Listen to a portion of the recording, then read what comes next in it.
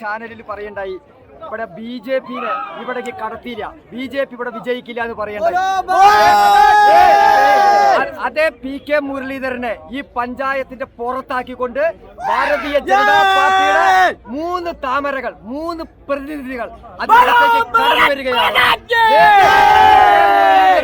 ജനങ്ങൾ കൊടുത്തിട്ടുള്ള താക്കീതാണ്, കുടുംബാധിപത്യത്തിനെതിരെയുള്ള ഒരു വിധിയെഴുത്താണ്. വടക്കേത്രയിലെ പ്രബുദ്ധരായ ജനതയ്ക്ക് അഭിവാദ്യങ്ങൾ, അഭിനന്ദനങ്ങൾ.